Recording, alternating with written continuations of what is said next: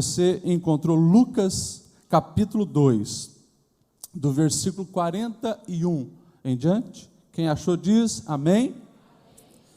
Presta atenção no que Deus quer nos falar então nessa noite. Ora, anualmente iam seus pais a Jerusalém para a festa da Páscoa. Quando ele, está falando de Jesus, atingiu os 12 anos, subiram a Jerusalém segundo o costume das festas. Terminados os dias da festa, ao regressarem, permaneceu o menino Jesus em Jerusalém, sem que os seus pais soubessem.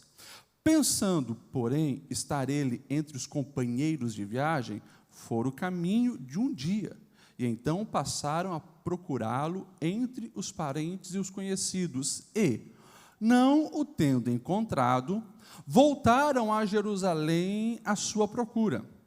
3 dias depois o acharam no templo, assentado no meio dos doutores, ouvindo-os e interpretando-os. E todos os que o ouviam muito se admiravam da sua inteligência e das suas respostas. Logo que seus pais o viram, ficaram maravilhados. E a sua mãe lhe disse: Filho, por que fizeste assim conosco? Teu pai e eu, aflitos, estamos à tua procura. Ele lhe respondeu: Por que me procuráveis? Não sabeis que me cumpria estar na casa do meu pai? Não compreenderam, porém, as palavras que lhe dissera. E desceu com eles para Nazaré, e era-lhes submisso. Sua mãe, porém, guardava todas estas coisas no coração.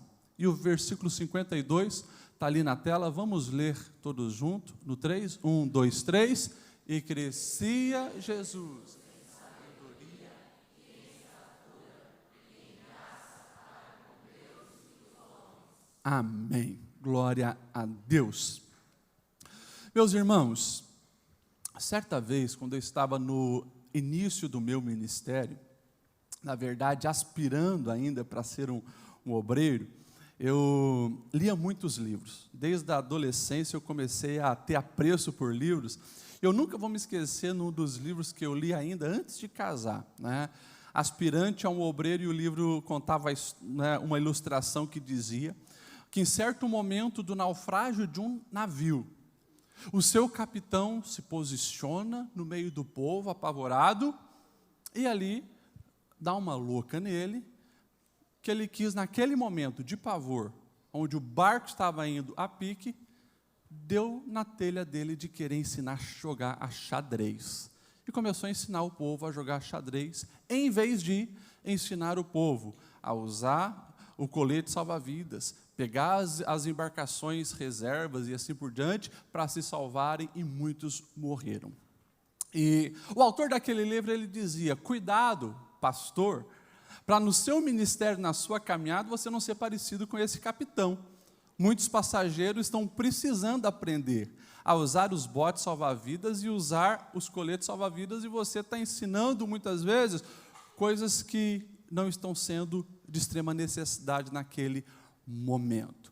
E aquilo sempre ficou no meu coração, a ponto de boa parte das minhas mensagens, das minhas pregações, ser frutos das vivências pastorais, principalmente dos aconselhamentos pastoral.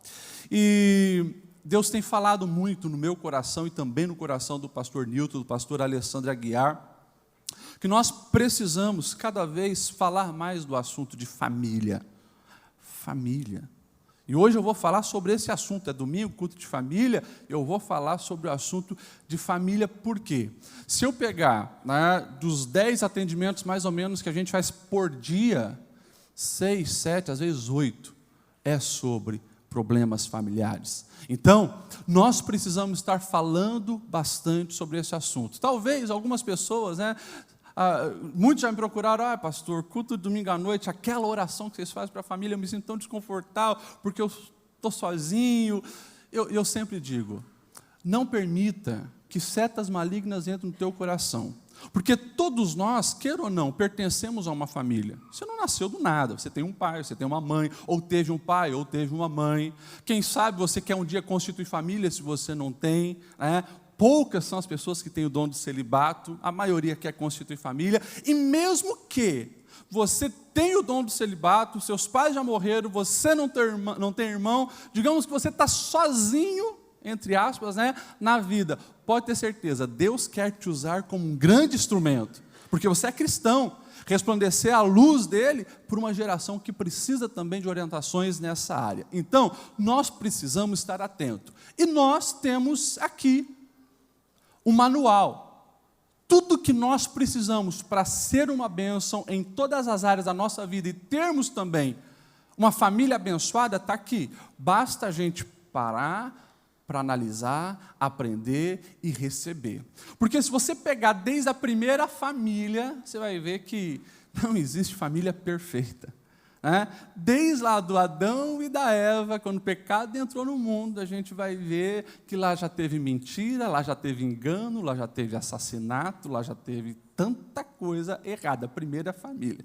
E as famílias da Bíblia não são perfeitas, mas nas imperfeições houve trabalhar do Senhor e nós conseguimos enxergar os propósitos de Deus sendo realizados também nas famílias imperfeitas. E a gente precisa cada dia mais olhar a Bíblia, fazer essa leitura, receber e aplicar, para nós todos os dias melhorar. Amém ou não amém? Tá bom então. Se você olhar para o lado, você vai ver que tem alguém aí que tem uma família, e a família dele também não é perfeita. Então, todos nós estamos aqui para receber o que Deus tem para os nossos corações. O texto que nós lemos é um texto fantástico. E a partir do versículo 41 que nós lemos, o texto diz: ora, anualmente iam seus pais a Jerusalém para a festa da Páscoa. Aqui já tem uma grande lição, e você que gosta de anotar, eu faço questão que você anote mesmo os pontos que você precisa estar aprendendo, pode sempre deixar os versículos na tela também, obrigado. A gente precisa olhar para esse texto e enxergar aqui uma família comprometida com a fé, e que não tem vergonha de expressar aquilo que crê. Uma família comprometida com a fé e que não tem vergonha de expressar aquilo que crê. Anualmente, eles subiam a Jerusalém para a festa de Páscoa. Aqui algumas coisas que nós precisamos entender. Né? Porque, quem sabe, alguns crentes já estão pensando, eles cumpriam então a sua vida religiosa, mas era uma vez por ano. Uma vez por ano porque eles moravam em Nazaré. A família de Jesus, depois que eles voltam do Egito, eles moram em Nazaré. Sabemos que a profissão do pai de Jesus é carpinteiro, que o próprio Jesus herdou a profissão do pai e se tornou carpinteiro. Era uma profissão muito requisitada, mas com a remuneração não tão boa. E nós sabemos que Jesus cresceu também com dificuldades. Sem falar que a grande maioria das pessoas daquela época trabalhavam para sobreviver. Era isso. E eles iam geralmente para Jerusalém, no máximo 3 vezes por ano, que era uma exigência lá da lei, que eram as 3 festas principais: Páscoa, dos Tabernáculos e Pentecostes. Eles subiam então a Jerusalém. Se você pegar a geografia de Nazaré, parece que é descer, né? Porque Nazaré está em cima e Jerusalém embaixo. Mas por reverência a Jerusalém, eles sempre falam, e a Bíblia também narra, que se fala subir a Jerusalém. E o texto diz: sempre iam lá. De Nazaré a Jerusalém, a pé, é uma distância de 2 a 3 dias. E exigia uma viagem dessa muitos recursos financeiros, porque você vai ficar 3 dias caminhando, mais alguns dias lá sem trabalhar, e depois mais 3 dias para voltar. Então, o sustento para uma família, fazer uma viagem dessa, era muito caro. Por isso, eles não conseguiam estar o tempo todo em Jerusalém, onde estava o templo. É por isso que nas cidades em todo Israel, e aonde tinha judeus, ou um grupo de judeus, tinha as tal das sinagogas, que era onde eles faziam os encontros semanais para ali aprender, ali estudar, e assim por diante. E é interessante que eles vão justamente porque o versículo 42 diz assim: quando Jesus atingiu os 12 anos, então subiram a Jerusalém segundo o costume da festa. 12 anos. É bem provável que você já ouviu a expressão, que até se popularizou também no Brasil, bar mitzvah. Bar mitzvah. A palavra Bar, você sabe que é filho. Bartimeu, filho de Timeu. Bar Jonas, filho de Jonas. Bar Mitzvah, filho da lei, filho dos mandamentos. E isso é uma tradição desde a antiguidade. Quando as crianças chegavam aos 12 anos, completavam 12 anos, então era feita essa cerimônia, porque era o ingresso dele na vida adulta, na responsabilidade espiritual e alguns privilégios, direitos, mas também deveres ele ia cumprir. Hoje, na modernidade, depois que veio essa ideia de adolescência, né, e entenderam que as meninas, as mulheres, elas amadurecem um pouco antes que os homens, em torno dos 12 anos, hoje o povo judeu, para as meninas, faz então aos 12 anos, mas para os meninos é quando ele completa 13 anos. Jesus foi um adolescente normal. E ele então, quando completou 12 anos, eles vão para Jerusalém para essa festa. Irmãos, o dia que você for em Jerusalém, você vai ter o privilégio de ver essa cena. O que é uma festa do Bar Mitzvah? Porque tem dois lugares principais onde isso acontece. É o Muro das Lamentações, o lugar mais sagrado para o povo judeu, porque nós sabemos que em 70 depois de Cristo o templo é destruído, mas a estrutura, o muro que dava a estrutura, a base para o templo está lá. Então eles sempre estão lá e é um lugar sagrado para os judeus. Ou a montanha de Massada. São dois lugares, se você vai numa quinta, é bem provável que você vai encontrar muita gente fazendo essa festa. E é interessantíssimo, porque as famílias estão ali celebrando, as famílias estão batendo um tambor, eles chamam taba. Geralmente tem músicos contratados e estão fazendo uma alegria muito grande. E aquele adolescente, então, ele vem e ele vai ter, pela primeira vez na vida, a oportunidade de ler o rolo da Torá. Ele passou, já desde a infância, lendo a Torá, aprendendo o Pentateuco, mas o rolo da Torá, que é o que eles consideram de fato sagrado, porque eles têm livro assim encadernado como o nosso, mas o sagrado para o judeu é o rolo. E você vê aquele momento assim, as mães que têm que ficar do outro lado do muro choram de alegria, os meninos fazem festa e eles vão pegar no rolo. Eles consideram que aquele rolo é onde tem toda a essência da vida. E tem um monte de coisas quando os rabinos vão escrever aquele rolo, porque não pode ser impresso, é escrito à mão. Ele tem 2 penas para escrever. Ele escreve todo o texto, mas quando ele vai escrever a palavra Yahvé, ele precisa pegar uma outra pena, que é a pena exclusiva para escrever o nome Yahvé. Eles entendem que ali está a essência animal, mineral e vegetal. O couro vem do animal, a tinta do mineral e o vegetal é a madeira que sustém. Então, é cheio de coisas assim. E é muito interessante você acompanhar essa festa. Jesus passou por esse processo. E essa família fica evidente que é uma família que não apenas queria impregnar a questão da fé no coração dos filhos, mas era uma família que expressava para todos verem essa decisão do seu coração. E aqui a gente precisa começar a fazer justamente uma ponte para a nossa realidade de hoje e trazer aprendizados para a nossa caminhada em família. No ranking de prioridades do seu lar, a fé está em que lugar? Nas tuas postagens de redes sociais, a tua fé aparece em que lugar? Quem sabe lá você compartilha futebol, você compartilha filme, você compartilha livros, você compartilha piada, você compartilha vídeos engraçados. Faça um levantamento. A fé aparece em que lugar da sua família?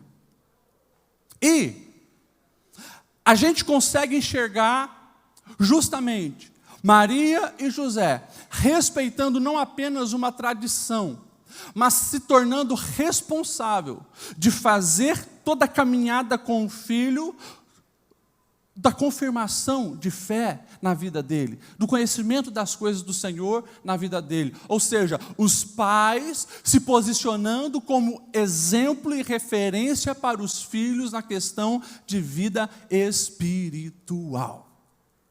E aí a gente começa a olhar para o espelho da palavra, e a gente precisa começar a aplicar isso na nossa realidade. E eu, como pai, meus filhos ainda não chegaram nos 12 anos da adolescência, né? Mas cada fase tem as suas dificuldades, os seus benefícios, cada fase é única. Kenny está com 10 e a Eixa está com 8. Né? Eu me lembro a primeira vez que eu entrei nesse templo aqui com o meu filho, pai de primeira viagem, ele tinha alguns dias, né? E era um culto de ensino de terça-feira. Nós, obreiros, ficávamos sentados aqui nas cadeiras da banda. Eu me lembro que eu dobrei o joelho aqui, e a minha oração era, meu coração aquele dia estava angustiado, porque alguém tinha me mandado algumas informações a respeito de um assassinato que tinha tido, e outras coisas assim, pesado, o coração estava pesado.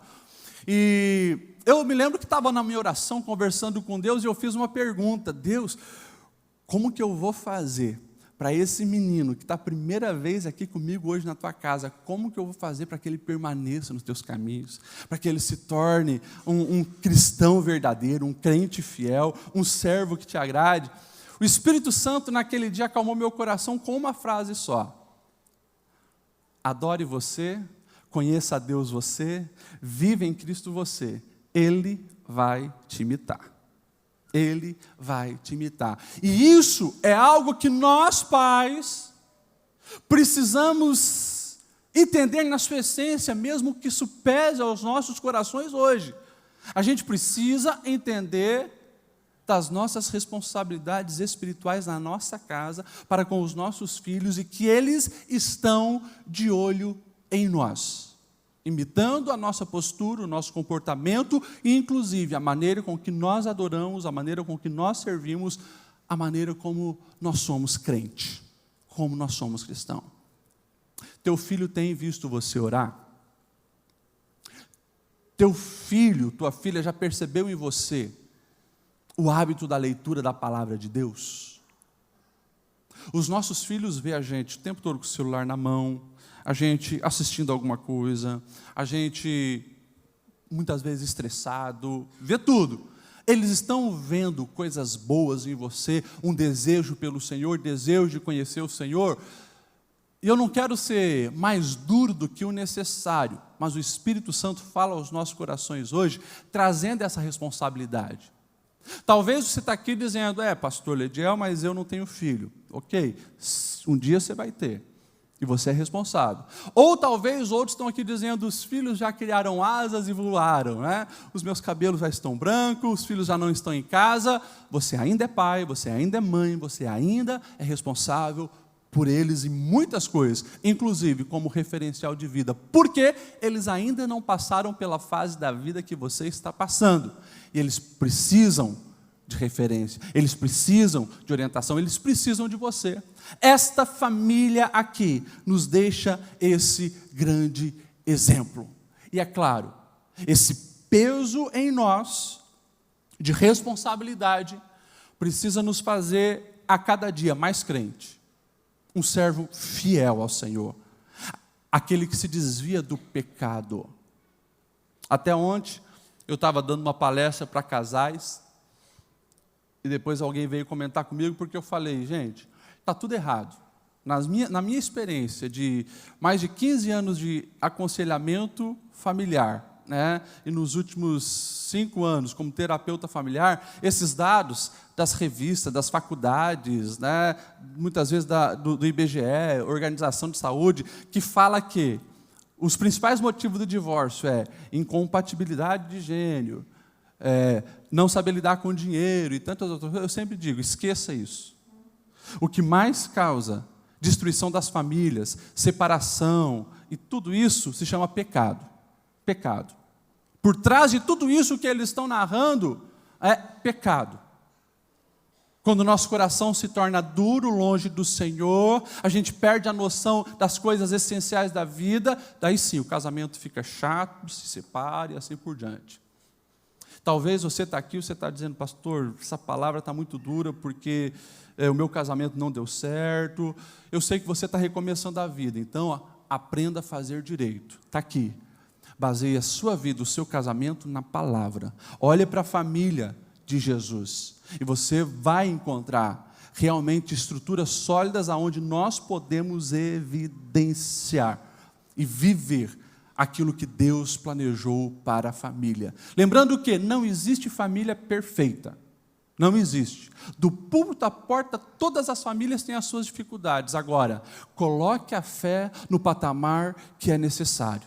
Não negligencie a fé em família. Leve isso muito a sério. E aqui a gente poderia entrar em muitas áreas. Quem sabe falar um pouco dessa questão hoje, né, de se perder a questão da disciplina, que muitas vezes, né, aquela religiosidade trazia, só que a gente muitas vezes sai de um lado e vai para o outro e esquece do equilíbrio. Antigamente, né, o menino estava com 17 anos, às vezes 18 anos em casa. O pai batia o pé e dizia: enquanto estiver debaixo do meu teto, vai para a igreja no domingo à noite, porque a nossa família é assim. Só que daí a gente, né, flexibilizou um pouco as coisas. E daí foi para um outro extremo, e muitas vezes querendo embasar esse outro extremo numa teologia deturpada, que eu tenho falado e batido muito, da supergraça. Tudo é graça. Não precisa congregar, é eu e Deus, né? Não precisa mais ler a Bíblia, é a graça, não precisa mais nada. Se perdeu disciplinas de tantas coisas boas que tinha. E a gente precisa resgatar isso. Porque, é claro, viver preso numa religiosidade é errado. Agora, cair numa libertinagem, querendo justificar que tudo é graça, tudo é graça, tudo é graça, cuidado. Você pode estar levando a sua família para um buraco. E isso vai ser cobrado de você, com toda certeza. Porque se existe um dia de juízo final, pode ter certeza. A pergunta não vai ser apenas se você matou, se você roubou, se você traficou. A pergunta vai ser: o que você fez com o filho que eu te dei? O que você fez com a filha que eu te dei? O que você fez com essa mulher cheia de sonhos que eu coloquei nas tuas mãos? O que você fez com esse homem cheio de projeto?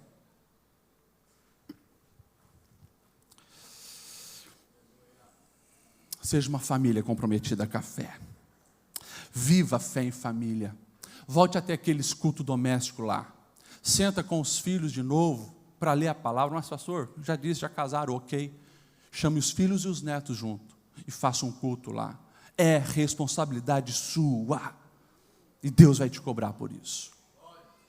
Segunda coisa, o verso 44, então, vai dizer assim: pensando, porém, estar ele entre os companheiros de viagem, foram a caminho de um dia, e então passaram a procurar entre os parentes e os conhecidos. Alguns olham para esse texto e pensam: mas José e Maria foram muito negligentes, né?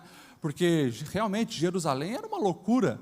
Todas as cidades ali por perto iam para Jerusalém, muita gente. Na verdade, é um sonho de todo judeu passar uma Páscoa, pelo menos, em Jerusalém. E eles fazem o possível para que isso aconteça. Quem pode, vai todo ano, com certeza, na Páscoa. E eram muitas pessoas, milhares de pessoas estavam lá. Como que eles perdem o menino?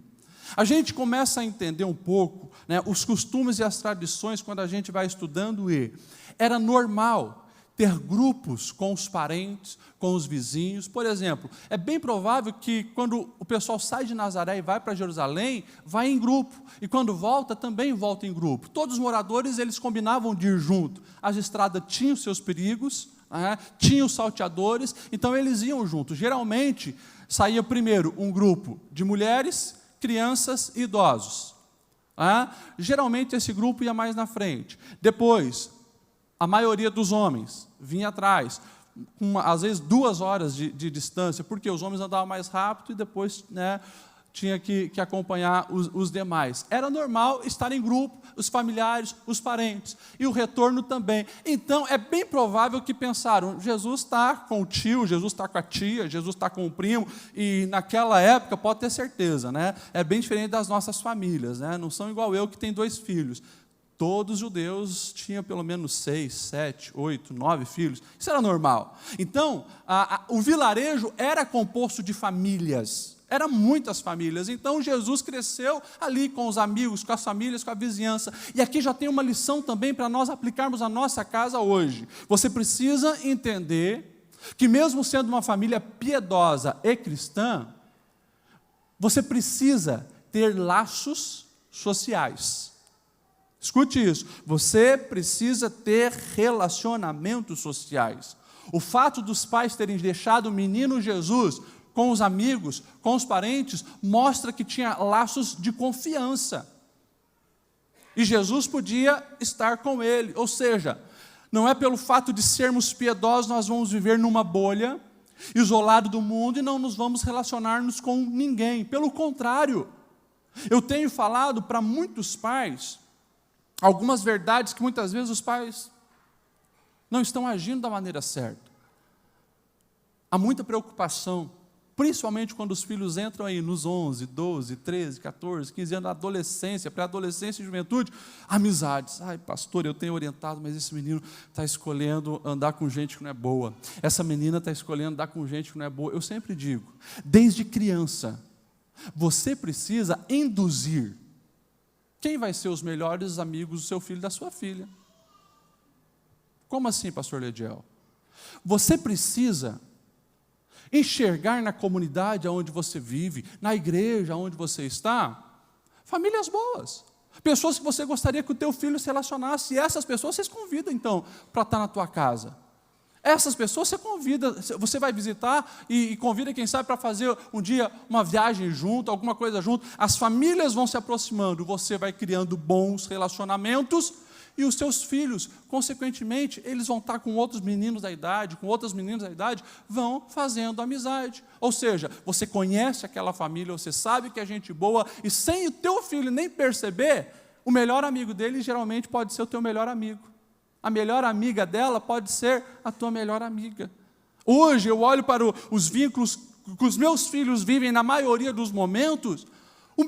Os melhores amigos dos meus filhos são, consequentemente, também estão entre a minha rede dos meus melhores amigos. Por quê? É gente que eu convido para estar na minha casa. É gente que eu vou na casa deles. É gente que eu quero estar junto, porque eu quero que os meus filhos cresçam dessa maneira. A mesma coisa, pai e mãe, quando o seu filho estiver na adolescência, querendo namorar, proporcione um círculo para ele, onde ele vai conhecer gente boa. É por isso que eu tenho incentivado. Traga esses meninos para a Força Team. Claro que eles não vão vir aqui para namorar, mas aqui você acha que eles não vão estar de olho nas menininhas e ela nos menininhos? Claro que vão. Começa assim. Eu tinha 16 anos de idade. Quando eu vi a Júlia, me apaixonei por ela e eu cheguei para os meus pais e disse, vou querer namorar essa menina. Nunca me esqueço, meus pais olharam para mim e disseram, para de bobeira, é mais uma das suas paixãozinhas, não é coisa de adolescente. Falei, 16 anos. 3 anos depois, com 19, eu estava casando. Loucura? Loucura. Ela com 17 anos casou. Tinha 14 quando a gente começou a paquerar. Então, assim, qual o contexto? Contexto de igreja. Por quê? Porque estava na igreja. E aqui eu via as menininhas. É assim que acontece. A gente precisa estar ligado, porque daí, o que acontece? Se o teu filho que precisa de laços sociais, ele não encontra na igreja, não encontra entre boas famílias que você convive, pode ter certeza, ele vai buscar isso em outro lugar. Porque ele precisa de amigos, ela precisa de amigos. É assim que as coisas acontecem. Então não viva numa bolha. Ah, pastor, mas, puxa vida, pastor, dá muito trabalho, né? Fazer uma janta lá em casa, ficar uma vez por mês convidando outra família. Eu vou te dizer uma coisa. Dá muito mais trabalho você depois tirar um filho das drogas. Dá muito mais trabalho você depois querer desfazer amizades com gente perversa. Isso sim é trabalho. Agora, a gente precisa quebrar algumas barreiras tão pequenas que muitas vezes têm nos impedido de viver melhor em família. Supere essas desculpas que dá trabalho. E outra, tudo que você quer fazer com excelência na vida dá trabalho. Se você quer ter um casamento abençoado, dá trabalho. Porque você vai ter que tratar bem o seu marido, tratar bem a sua esposa, vai ter que suportar ele quando ele está chato, quando ela está chata, vai ter que amar quando ele não merece, quando ela não merece. É assim mesmo, dá trabalho. Quem disse que para construir alguma coisa eficaz e sólida na vida não dá trabalho? Agora, se você quiser as coisas, como diz o velho ditado, nas coxas, empurrar com a barriga, 2000 anos atrás o próprio Jesus já contou a história das duas casas. Um constrói a casa sobre a areia, outro sobre a rocha. Vai cavar na areia é muito mais fácil. Pelo trabalho, todos nós escolheríamos construir na areia. Imagine, fincar uma estaca na areia dá de fazer com a mão. Agora, vai fincar a estaca na rocha. Esse cara que construiu a casa na areia, foi rapidinho.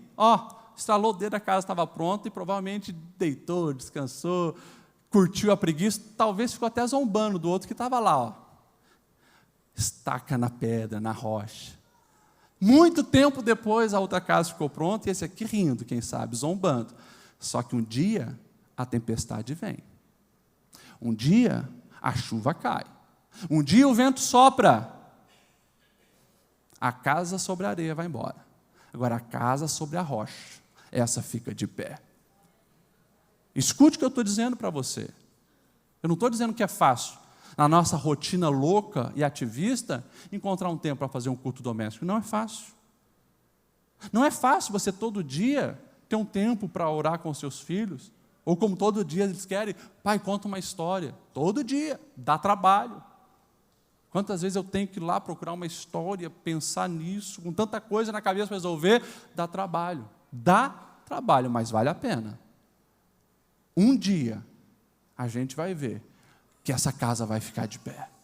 Então, meus irmãos, não esqueça disso. Convívio social, seja esperto, seja inteligente. E claro, aproveite esse momento para repensar sobre as tuas amizades, porque quem você bota dentro da tua casa está influenciando diretamente a sua família. Chamou gente, ficou lá falando palavrão, falando mal dos outros, assistindo e compartilhando besteira. Pode ter certeza, você não percebeu, mas a brecha se abriu e os demônios vão entrar. Cuidado, vigia e faça boas escolhas nos relacionamentos. Verso 44 diz: pensando, porém, estar ele entre os companheiros de viagem, foram o caminho de um dia, e então passaram a procurá-lo entre os parentes e conhecidos. E daí não encontraram. É interessante que a gente encontra essa expressão, duas expressões interessantes, né? Pensar estar entre os parentes e amigos. E depois, um dia. Opa, por que um dia? Aqui a gente consegue enxergar um equilíbrio entre liberdade e os limites.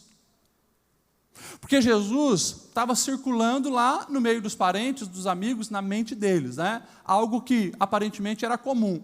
Agora, chega de noite, Jesus tinha que estar com eles. Eles sabiam, esse era o limite, tinha uma regra. Jesus, tu não dorme fora de casa. Por isso que só foi à noite que eles se tocaram, que Jesus não estava ali. E aqui a gente então precisa entender justamente a maneira que nós devemos caminhar na vida é dentro desse equilíbrio, e principalmente na educação dos filhos, né? Liberdade com limites. Se você dá muita liberdade, você compromete o senso de valorização daquela criança. Esses dias eu estava aconselhando uma menina de 14 anos. As lágrimas dela, o choro dela e a angústia do coração dessa menina, sabe o que era?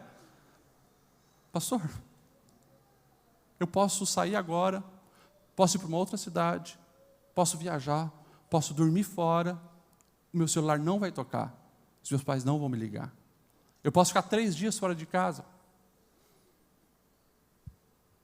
Coração vazio, sabe por quê? Não se sente amado. Quem ama, cuida. Quem ama, zela. Quem ama, impõe limites. Só que se você for para o outro extremo, é só regra, é só limite, e você prende o filho, você compromete totalmente a autonomia dele. E daí vai ser aquele cara de 45 anos, barbudo, dentro de casa, que só sabe jogar videogame, e não se despertou para a vida. Cresceu numa redoma de vidro. Então, nós conseguimos aqui enxergar nessa família um exemplo de um equilíbrio entre limites e a liberdade.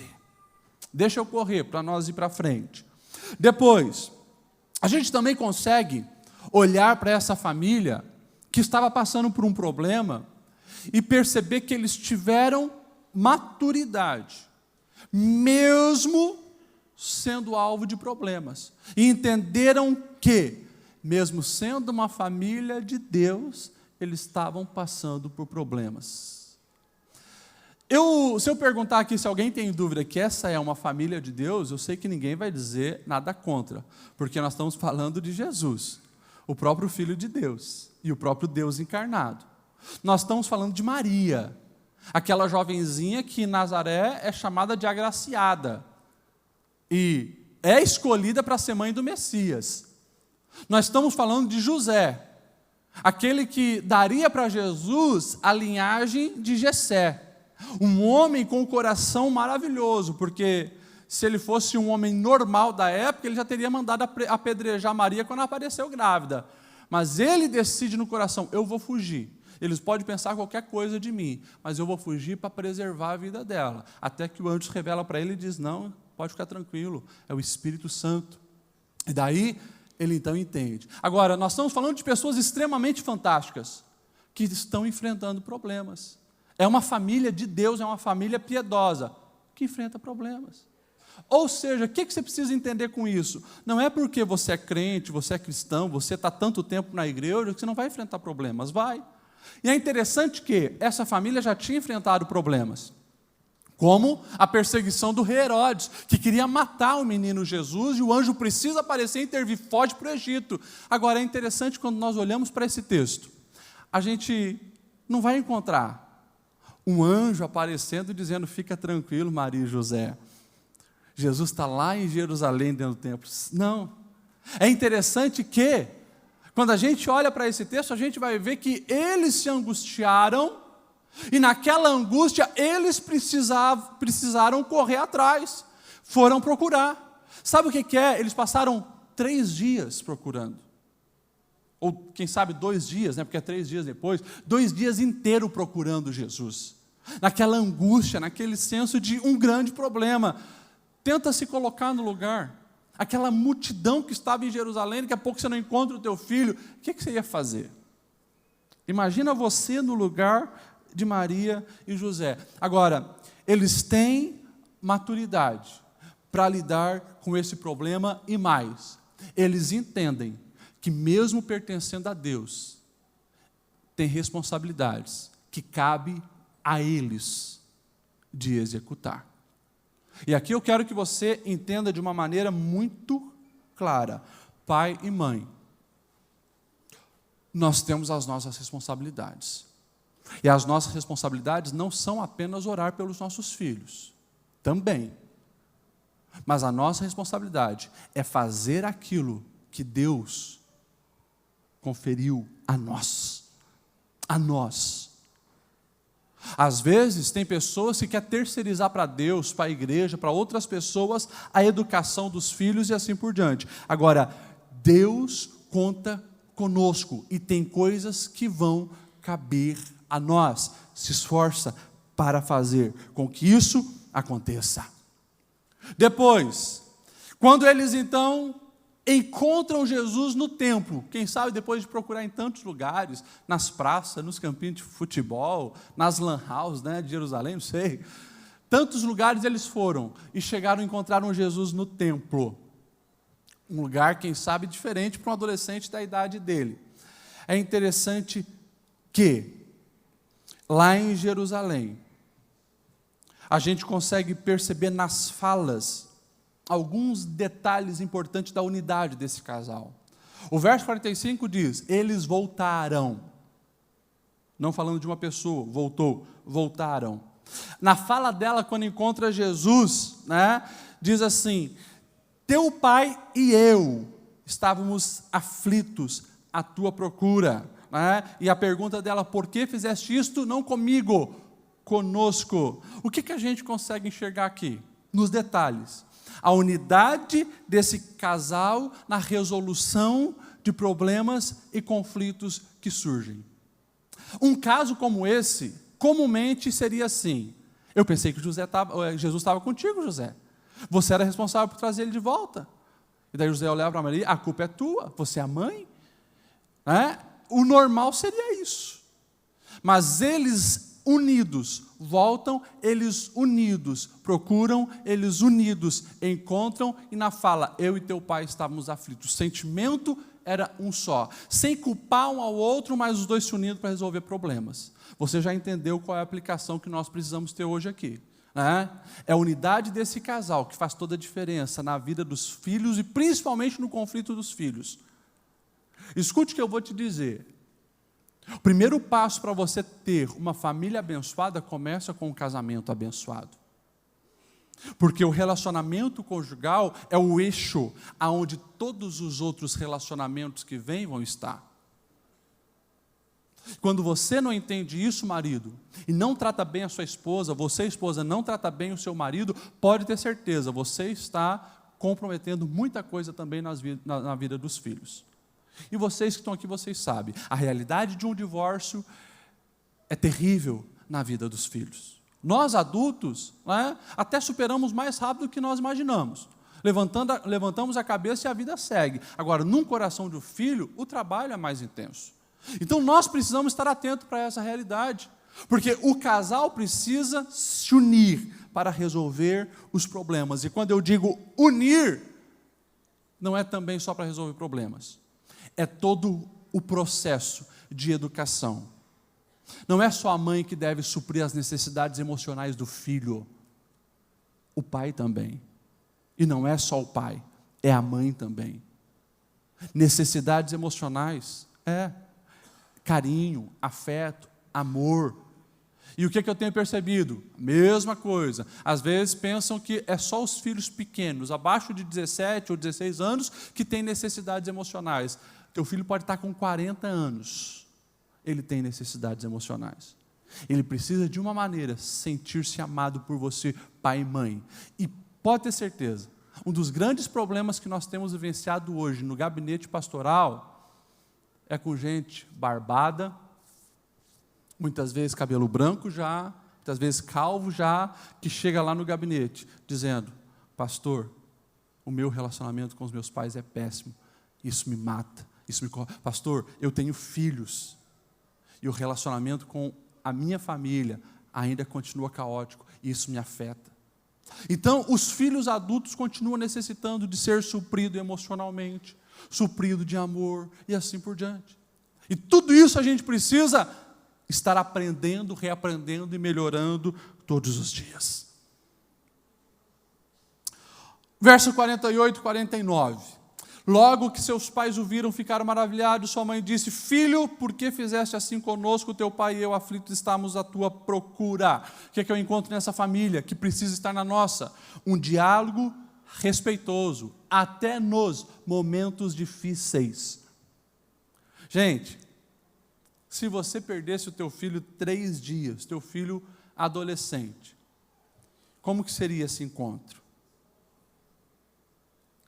Mas você é um sem vergonha, meu, você está louco, você é maluco e sair de perto da gente. Como é que seria? Filho, por que fizeste assim conosco? Teu pai e eu estávamos aflitos. Escuta o que eu vou dizer. Se você não pegou nada do que eu falei agora, escute isso que eu vou te dizer. Quando for resolver problemas e conflitos, aprenda com Maria. Maria, antes de dar bronca, antes de falar dos seus sentimentos de angústia, primeira palavra para Jesus: filho. Filho. Ou seja, mesmo na concepção dela, ele fez uma coisa errada em ficar ali tanto tempo longe dos pais, ela deixou bem claro: continua sendo filho, não perdeu o seu lugar, está bem definido que você pertence a essa família, que aqui você tem o teu valor. Filho. Quando você for resolver conflitos, em vez de chamar de idiota, imbecil, e tantas outras coisas, escolha chamar de filho. Ou na hora da briga, mulher, com o marido, tenta chamar ele de meu amor, antes de dar bronca. Tenta chamar ela de minha querida, amor da minha vida. Claro que não pode ser hipócrita, né? Mas assim, você já mostrou quem é a pessoa.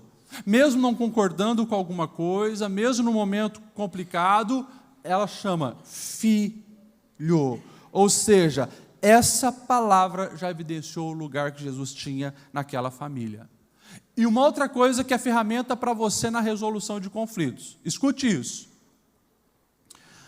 A fala de Maria é: filho, por que fizeste assim? Está ali. Por que fizeste assim para conosco? Quando você for trazer resolução de conflitos familiares, aprenda a separar de uma maneira muito clara o ser e o fazer. Presta atenção nesses verbos. O ser e o fazer. Ela não chega definindo uma vida toda de 12 anos e colocando um rótulo no coração do filho. Você é um irresponsável. Você é... Não. Filho, por que fizeste isso conosco? Ela entendeu que ele estava fazendo algo errado. Nós sabemos que não, porque Jesus nunca errou. Na mente dela, ele estava fazendo algo errado, mas ela não o rotula e não define o ser dele por uma ocasião. Nós somos especialistas nisso. Você é um mentiroso. O cara falou uma mentira em mais de meses. Você é uma mentirosa, porque você é... A gente peca na língua. A gente peca nas palavras. Por isso, dá uma lida nos versículos da Bíblia, né? Que fala sobre a língua. A morte e a vida estão no poder da língua. E a gente precisa ter um cuidado. Porque muitas vezes o teu marido, que está todo dia ali, trabalhando, se esforçando para manter esse lar, um dia que ele dá um vacilo, você tenta definir meses, anos, com uma palavra. Cuidado! Seja claro, meu amor, você fez isso, não gostei, me machucou. Mas você tira um peso das costas dele, quando você não define com palavras medíocres. Cuidado, maridão, cuidado, esposa, com as palavras, porque da mesma boca, Tiago vai dizer, não pode proceder bênção e maldição. A Bíblia nos ensina a colocar a mente em ordem, antes de colocar a língua em movimento. E as palavras têm sido dinamite nas estruturas dos lares de hoje. Cuida com as palavras. E daí, deixa eu pegar um gancho com isso e lembrar você que a boca fala do que o coração está cheio. É por isso que o grande problema da nossa geração hoje tem sido negligenciar as fontes de entrada. É o tempo todo o celular ensinando morte, violência, imoralidade, xingamento, palavrão. Você vai se enchendo, vai se enchendo. No momento aonde, né, as emoções estão no ápice, numa dor, numa ira, aquilo que está aqui não consegue ter a máscara do dia a dia, a maquiagem do dia a dia. O que está aqui vem para fora. E daí vem os palavrão, e vem os xingamentos, e o diabo está lá aplaudindo vocês, se degladiando, se matando, comprometendo muita coisa no casamento. Por quê? Passou a semana se enchendo de lixo. Uma hora, isso sai para fora. Não pense que nós somos tão bons no nosso intelecto e na absorção de informação, de conteúdo, que a gente acha que pode ver porcaria no YouTube, na televisão, na internet, e aquilo não vai nos afetar. Tudo que você faz, tudo que você vê, com quem você conversa, tudo te afeta. De toda maneira, está causando influência na maneira de você enxergar o mundo e a vida. 3.000 anos atrás, Deus dá a Salomão uma palavra de sabedoria dizendo, sobre tudo que deve guardar, guarda o teu coração, porque dele procede as saídas da vida. Encheu a mente e o coração de lixo, é isso que vai sair. Para finalizar, eu quero destacar ainda essa palavra de Maria. Filho, porque nos fizeste isso, eu e teu pai estávamos aflitos. Essa palavra, quando eu li, destacou nos meus olhos. Por quê? É uma família que tem liberdade de expressar os verdadeiros sentimentos. Família piedosa, família de Deus. Está passando por um momento de angústia. e bota isso para fora em palavras, reconhecendo: nós estamos angustiados. Na vida familiar, infelizmente, muita gente tenta ocultar os sentimentos. Tem pessoas que não sabem reconhecer o dia que estão tristes, o dia que estão aflitas. Outros até sentimentos bons. Não conseguem olhar no olho do filho, da filha e dizer: filho, eu amo você. Você é precioso para mim. Camufla os sentimentos. Fica naquele mecanismo. Mornidão. E o relacionamento familiar vira um saco. Chato demais. Porque não tem liberdade de expressão, de expressar os sentimentos. Muitas vezes quer aparentar para os filhos pequenos que a vida é perfeita. O filho nunca viu o pai chorando, nunca viu a mãe triste, nunca. E daí quando vem os problemas de angústia, o filho não sabe lidar com aquilo, porque não aprendeu em casa. É importante, quando está triste o pai e mãe, claro, você não vai colocar o peso sobre uma criança, e não vai ficar vomitando para o teu filho as coisas que estão te angustiando, mas você dizer como que está os seus sentimentos, até aproveitar a oportunidade: filho, ora pelo papai, ora pela mamãe hoje, estou precisando da tua oração, estou precisando do teu abraço, reconheça a sua fragilidade. Esse negócio de pai é super homem, a mãe é super mulher, isso já passou, já passou. Que os filhos te enxerguem como heróis, mas saibam que é um herói que depende de Deus e é um herói que é gente. Porque se você aparentar isso, quando ele tiver os problemas da vida dele, não vai saber lidar. E aprenda a manifestar os sentimentos bons. O que eu mais ouço, escute isso, o que eu mais ouço no gabinete pastoral, quando a gente pega uma família que não consegue expressar os sentimentos, sabe o que é? Homens e mulheres já passaram dos 40, dizer: pastor, eu não consigo dizer eu te amo, eu não consigo abraçar, eu não consigo beijar. E a resposta sempre é a mesma quando eu pergunto por quê. E muitas vezes na frente do filho: porque eu não recebi, porque eu não aprendi. Pastor, a minha vida eu nunca ouvi o meu pai dizer que me ama, nunca ouvi a minha mãe dizer que me ama. Pastor, eu nunca recebi um abraço do meu pai, pelo contrário, era só chicote, era mangueirada, era cadeirada, era vara, era... Tem umas histórias que a gente fica até assustado, né? Mas eu sempre digo: ok, só que chegou o momento de você se posicionar diante da vida, colocar um ponto final nessa maldição que está se perpetuando na sua genealogia e dizer: eu encontrei Cristo, a graça dele me completa, a graça dele me satisfaz, nele eu me sinto amado, ele sendo a fonte do amor, eu recebo dele e tenho amor para dar. Coloca um ponto final. E eu sempre digo, principalmente nas quintas-feiras, quando eu falei de família, que muitas pessoas olham: pastor Lediel, tu fala isso porque tua mãe é a irmã Regina, que mulher amável, maravilhosa, teu pai é pastor Niltinho. Eu falo: é verdade, cresci, vivi num berço de ouro. E talvez olhe para ele: nossa, pastor Niltinho também, criado num lar muito abençoado, ok, mas vai conhecer a história do meu avô.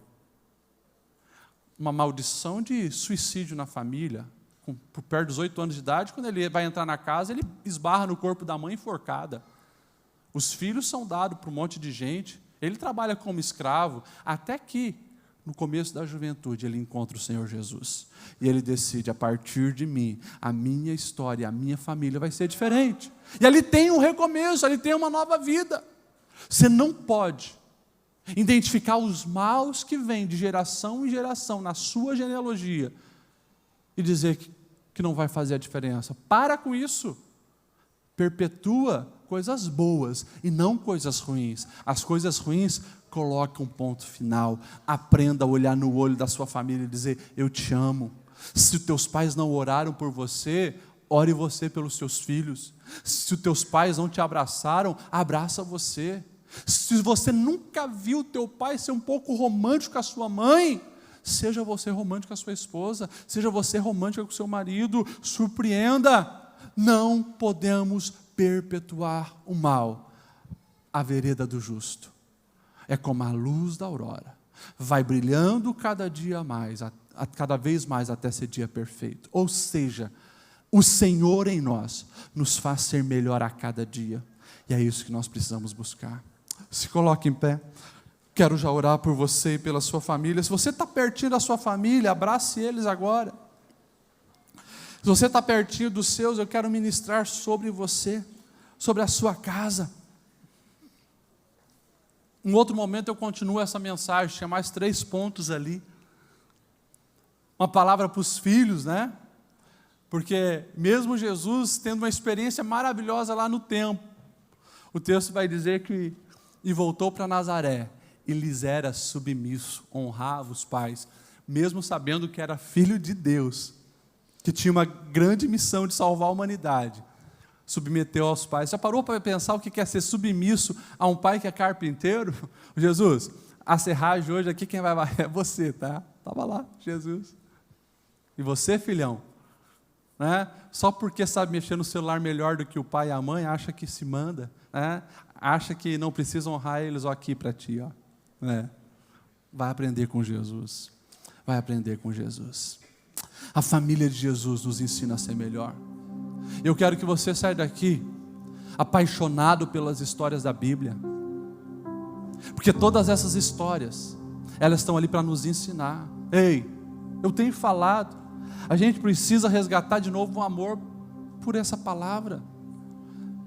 Deus fez com que cada história dessa de 3.500 anos atrás, 2.000 anos atrás, chegasse até nós, sabe por quê? Para a gente ser melhor, para a gente aprender, e para a gente aplicar, todos os dias na nossa vida. Feche os seus olhos, comece a orar você agora, converse com o Senhor, o que precisa melhorar na sua família, o que precisa melhorar no seu casamento, o que precisa melhorar na sua vida com Deus, o que precisa ser melhor, quais as áreas que não estão legal, precisa de transformação, a espiritualidade da família, os hábitos familiares. Senhor Deus, na Tua presença nós estamos nesse momento, e nós te agradecemos pela Tua palavra, que assim como muitas vezes nos consola, nos conforta, também é aquela espada que penetra e confronta. Nós precisamos melhorar. Do púlpito à porta, todas as nossas famílias aqui precisam ser melhor. Deus, nós queremos aqui confessar os nossos pecados, porque muitas vezes o padrão do mundo tem tentado definir a nossa maneira de viver. Mas nós somos sal e nós somos luz. Se o mundo está vendo família desse jeito, casamento desse jeito, criação dos filhos desse jeito, que é qualquer jeito, nós não. Nós nos posicionamos, querendo, Senhor, ver a Tua glória manifesta na nossa casa. Levantamos a bandeira, Senhor, de um lar abençoado por Ti.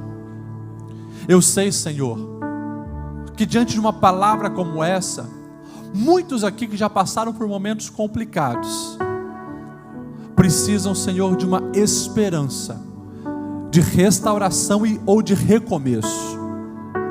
E eu peço que o Teu Espírito Santo, que sempre nos dá nova chance, também venha sobre essas pessoas, os abençoando, os iluminando, para que, de fato, os ensinamentos da Tua palavra façam parte dessa nova história. Nós estamos aqui dizendo, Senhor, que a nossa família Te pertence, mas ao dizer isso, nós não estamos aqui querendo nos ausentar das responsabilidades que Tu confiaste a nós. Nós precisamos orar mais em família, nós precisamos amar mais a Tua palavra em família, nós precisamos adorar mais em família, nós precisamos estar mais à mesa, conversar mais, dialogar mais, rir mais, interagir mais. Nós precisamos melhorar. Nós precisamos aprender contigo, Senhor, até resolver problemas e conflitos. E principalmente, nós precisamos ter prudência e cuidado com as palavras. Nos ajuda a ser melhor, Senhor. Nos ajuda a ser melhor, Senhor. Nos ajuda a ser melhor, Senhor. E que o Teu Espírito Santo envolva a nossa casa, envolva o nosso lar, edifica-nos em Ti, ensina-nos a cada dia a ser melhor. Essa é a nossa oração, o desejo do nosso coração, e pedimos a Tua bênção em nome de Jesus. Amém, amém.